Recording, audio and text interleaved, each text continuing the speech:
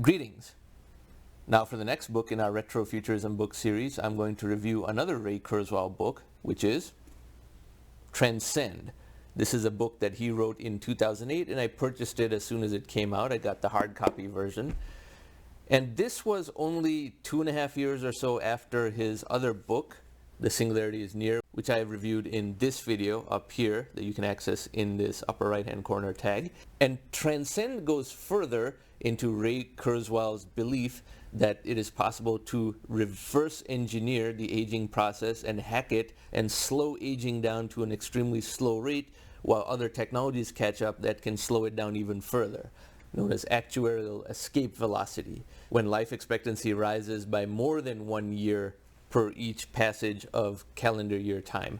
Now, as longtime viewers of this channel know, I'm someone who's not convinced that it is possible to dramatically slow down human aging, let alone reverse it, for a number of reasons, which I'll get to.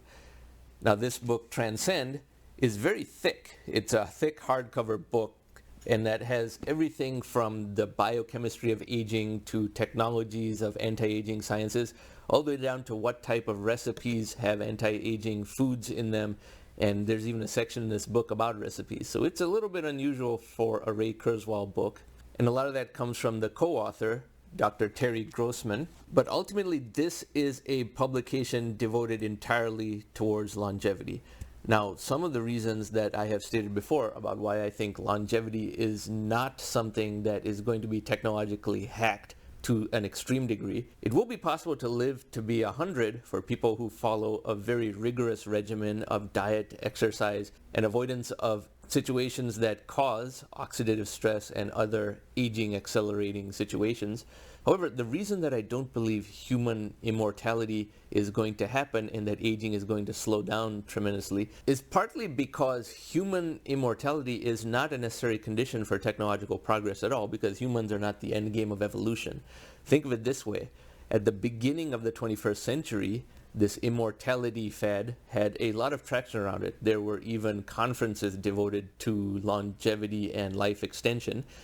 And 24 years later, human life expectancy, especially in the United States, is absolutely no higher than it was in 2000. There has been zero progress, which means that all of the people selling longevity-based solutions and selling the excitement have not only been wrong, but not even 10% of their predictions came true. Ray Kurzweil in 1999 said that human life expectancy would be 120 by 2029. 120. It is 2024, and life expectancy is no higher than in 1999 at all. And many people in this longevity community thought that actuarial escape velocity would be achieved by the 2030s. That does not appear to be happening either. Remember that the accelerating rate of change existed long before humanity and will exist after humanity. The best case scenario for humanity is to keep merging with our technology to the point that humanity becomes a smaller and smaller fraction of the merged superintelligence while still retaining key characteristics. But that is the best case scenario, because you will ultimately not have immortal humans living in the same physical bodies that exist anymore. The scientific and engineering lift required to do that is just too difficult relative to the necessity of human longevity for technological progress, which is not very high. So that is my reason for believing that human immortality is not something that is going to be achieved anytime soon. I've even said under what conditions I will reverse my prediction that human life expectancy will not be radically extended anytime soon. Number one is if they can actually reverse aging in animals such as mice or monkeys or other types of primates. Once they can reverse aging over there, then we know it can eventually go to humans. Secondly, while the number of people who cross the age of 100 has been rising, very few of those reach 110. The number of people who have been crossing 110 has not been rising, and even the ratio has not been increasing.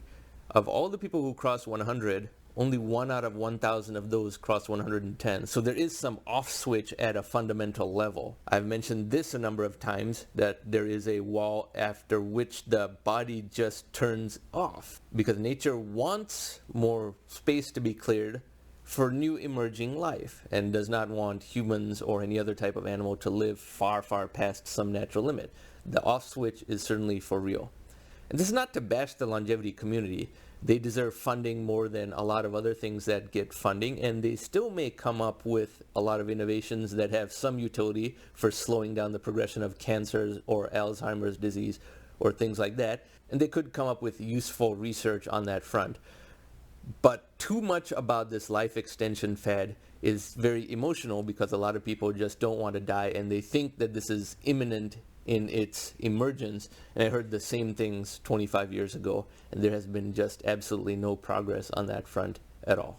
So this book is certainly informative if you want to read about the various aspects of aging from a technological perspective, if you like Ray Kurzweil's writing style, if you want to see his collaboration with Dr. Terry Grossman about how to have these anti-aging approach to food. Now there's much better information on YouTube in this day and age about things like that, but in 2008 there was very little on YouTube in terms of educational videos, so a book like this was still considered an important source of information. So I recommend this if you're a fan of Ray Kurzweil and if you also are interested in how he describes the aging process and exactly which problems have to be reversed.